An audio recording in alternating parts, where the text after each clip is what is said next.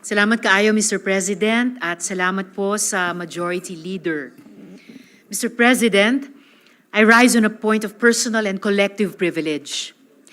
Mr. President, I rise not just as the chairperson of the Senate Committee on Women, not just as a long-standing advocate for children, but also as a mother. I'm of the belief that all children are our children. Mayroon tayong responsibilidad na protektahan ang lahat ng bata. At kung may kahit isang bata na nasa panganib o inaabuso, tungkulin natin na sila ay saklolohan. Dear colleagues, a community of children in Socorro, Surigao del Norte is crying for help. These children are our children. Ang pinag-uusapan nating mga bata ay higit sa 1,000 kabataan na nasa kamay ng isang mapanlinlang, malupit at mapang-abusong kulto. Mr. President, nakakahindik po ang ibabahagi ko sa inyo ngayong araw. And it is a matter of grave urgency that I'm afraid could not be postponed. This is a harrowing story of rape, sexual violence, child abuse, forced marriage, perpetrated on minors by a cult in the municipality of Socorro, Surigao del Norte. Napakaganda po ng munisipyo ng Socorro. Kilala para sa Sohoton Cave at lagoons. At katabi lang din ng sikat na isla ng Siargao. Pero sa likod ng likas na ganda ng munisipyong ito ay may kakilakilabot na sekreto. Matagal na ang People's Organization na ang pangalan ay Socorro Bayanihan Services. Kilala ito dati sa pagiging civic organization na nagsusulong ng bayanihan sa munisipyo ng Socorro. Ngunit noong 2017, nag-iba ang hugis at anyo ng organisasyong ito. Ayon sa mga taga-Socorro, kasama ang mismong mayor ng munisipalidad, nagsimula ang kulto noong may isang 17 na taong gulang na bata na ginroom para maging susunod na di umanong tagapagligtas. Kinumbinse ng leader ng organisasyon na itong si J. Renz Kilario na ang gawing leader ng Socorro Bayanihan Services dahil nga siya ang susunod na Mesiyas. Siya daw ang bagong Jesus. Siya daw ang magliligtas sa kanila. Siya ay binigyan ng script, tinuruan paano tumindig at magsalita na may tikas ng isang Mamerto Galanida na 3-term mayor ng Socorro at 3-term na bokal. Pagkatapos ay idineklara ni J. Renz sa komunidad na siya daw ang reincarnation ni Senyor Santo Niño. Ito ang kabanganakan ni Senyor Aguila. Noong Pebrero 2019, niyanig ang Surigao del Norte ng isang lindol. Nakakita ng oportunidad si Senyor at ang kanyang mga handlers. Sinabihan niya ang mga tao na sumama sa kanya sa bundok na ang tawag ay Kapihan dahil iyon daw ang langit. At ang hindi sumama sa kanya ay masusunog sa impyerno. As a result of these statements, there was a mass exodus to the mountain by the thousands of members of the organization, now having all the indicators of a religious cult. At hindi lang po ito mga ordinaryong tao na di nakapag-aral. The LGU recorded mass resignations of DepEd teachers and government employees. More than 100 elementary and secondary teachers from Socorro East and West districts who were SBI members went on a wall. 13 regular employees and 41 job order workers from the municipal local government unit of Socorro have resigned. Enrollments at the Socorro East and West districts had an alarming decrease of 847 learners who are members of the Socorro Bayanihan Services, Inc., both in the elementary and secondary levels.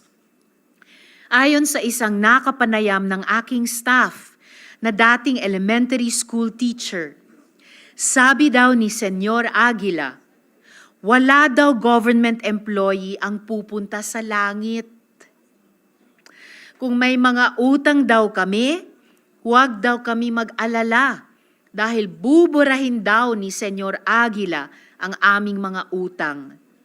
Hawak ko po, Mr. President, ang salaysay nitong dating DepEd teacher na ito. The mountain allowed the cult to continue its activities without scrutiny. And this is where the harrowing tales of child abuse come in. I would like you to listen to this video of one Elias Jane. Ako tuod si tawganakan ko sa ngalan na si Jane, 15 years old, sa ka-minor. Ang ahong ambisyon nga unta na may mahitabo sa ahong kaugmaon nga mahuman ko sa akong pag-eskwela, makatabang ko sa kapobrehon sa akong mga ginikanan, ug unta na mahimo kong army sa uguya paming sa kaskapihan nga didto ko giminjo sa akong kabatanon, giminjo ko ni Jeren Skelario nga among gituohan na siya among Ginoo. Ug ako pud usa ka minor nga gihanjo ni Jeren Skelario nga makig 6 nga murag feel na ako nga murag girip ko kay sa ijang ka illegal age na unja ako minor pa na ija kong gihanjo sa akong kabata na unta na ag ahong huna-huna pa na pas pag-eskwela nga dili pa ko maminjo nga makahuman pa ko sa eskwela na ako nga dili unta na ko ingon ani og guya paming sa kaskapihan nga agaho usap ko dahong ginikanan giminjog lain bisag na arag ang tatay ang kasakit para naho nga giminjo si jaglain ang nanay sa usapod ka pamilyado nga unta na sawa paming sa kaskapihan bisag pobre rami malipay ko nga buo mi ang panawagan na unta injuming tabangan nga dili na ko mahibalik sa akong ginikanan kay gusto ko sa akong tatay kay aron na ako'y kaugmaon ug ang panawagan pod nga ag mga minor nga parinaho na tuas kapihan unta injung tabangan kay aron makahuman sa ilang pag-eskwela ug para na nga na-scam para na nga minor parinaho na unta na dili sila mahibalik sa ilang ginikanan kay lagi lisod didto ug minjoon ra permi. Ito naman po si Elias Chloe. Pilit pinakasal at kinulong pa sa kwarto para pilitin makipagtalik. Si tawganakan ko sa ngalan.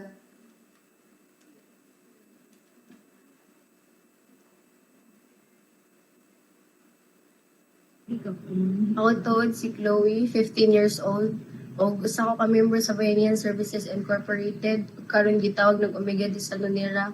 Ninaog ko atong June 2022 tungod kay usa ko sa minor nga gipugos og minjo ni Senior Aguila nga among gituohan og Ginoo. Sa akong pagkabata, 13 years old giparisan kog 21 years old nga wala sa akong kabubuton.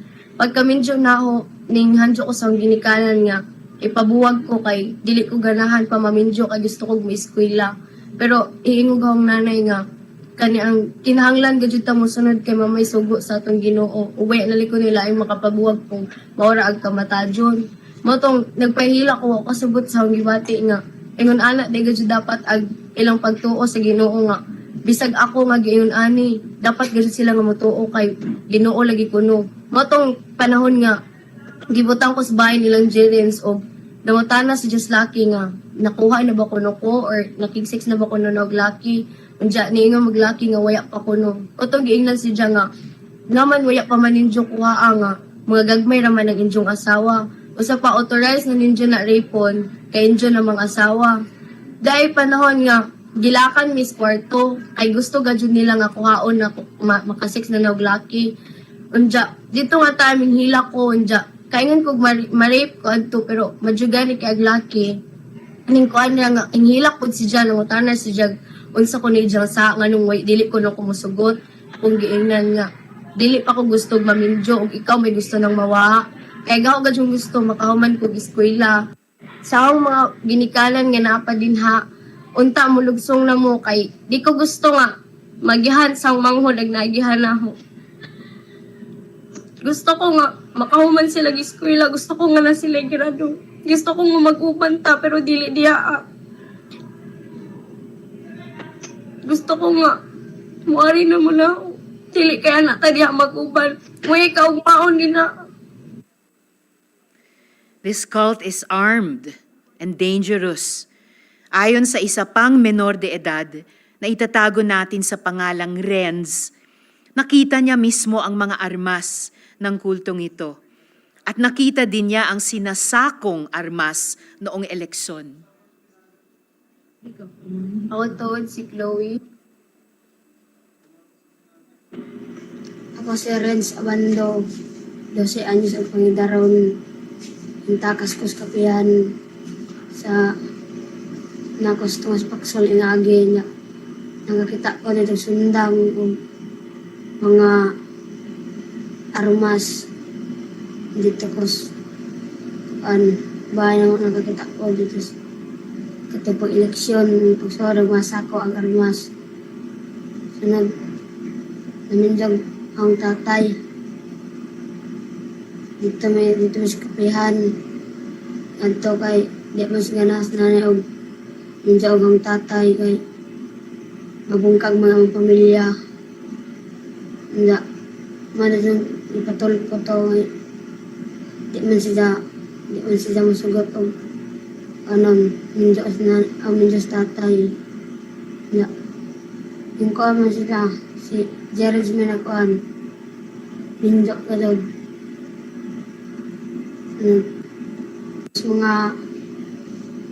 mga amiga na kaya nila makalayas dito sa among giagihan sa una na kalisod dito.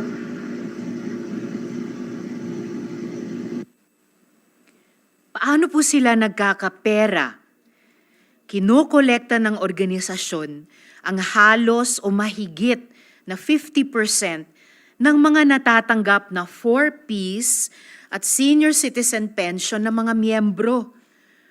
Nung panahon ng pandemya at noong hinampas ang Surigao ng Bagyong Odette, naglabas ang gobyerno ng social assistance para sa mga residente. Kinolekta ng organisasyon ang 40% to 60% ng natanggap ng bawat isa ng kanilang kasapi. Ang mga natatanggap na tupad o AIX, ang pera ng taong bayan, napupunta sa isang kulto.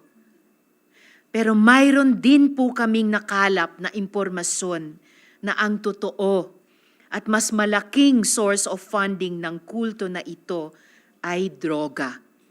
In fact po, kung tama ang sources, ang motibasyon kung bakit tinayo ang kulto na ito ay para maging human shield dahil nailagay sa narco list ang pasimuno ng organisasyon na ito na si Karen Sanico at ang kanyang dating business partner na yumaong Municipal Circuit Court judge na pinaslang di umano dahil sa kanyang pagkasangkot sa droga noong 2019.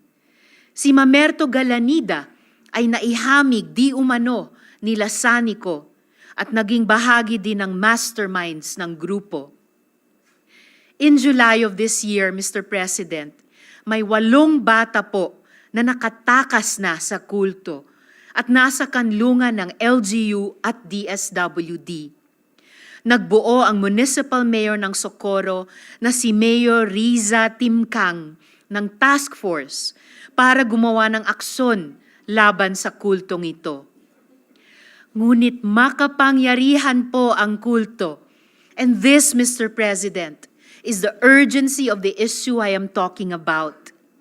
Gamit ang kanilang pera at impluensya, kinakasangkapan po nila ang mga magulang ng mga batang tumakas na miyembro pa nila at nagsasampa po sila ng habeas corpus ng mga kaso para maibalik ang mga bata sa kulto. Nagtagumpay na sila sa isang bata at itutuloy po nila isa-isa hanggang makuha po nila lahat. Ang mga bata na po mismo ang nagmamakaawa na huwag na silang ibalik sa kulto. Bakit nga naman nilang gugustuhing bumalik sa isang komunidad, sa isang leader na nanloloko, nanggagahasa at nananakit? Mr. President, this cult is not a cult in the shadows of Surigao. Sila po ay nagtatanim ng impluensya nila sa Manila at sa iba pang bahagi ng bansa. Ang kanilang binuong performing group, ang Omega de Salonera, ay nanalo pa sa isang international festival sa Korea. Dahilan kung bakit pinarangalan sila dito sa Pilipinas. Si Senyor Aguila mismo, ang rapist ng mga bata, ang facilitator ng child marriage, ay nakatapak pa sa ating Senado at nagpa-picture pa sa atin na mga senador. Alam ko hindi natin ito alam, mga colleagues, dahil lagi naman may nagpapa-picture sa atin. Mr. President, this situation is so urgent na agad pong lumipad ang aming team sa Socorro to understand and vet the issue. And what we have learned is dire and despicable. We need to save those children. It is our duty, not just as senators, but also as parents, as human beings, to save children in most need of our help. We managed to raise the age of sexual consent. We passed the law penalizing child marriage. We strengthened protections against child trafficking. Now, real children are in danger, and time is of the essence. We must not look away. Daghang salamat kaayo, Mr. President. Thank you very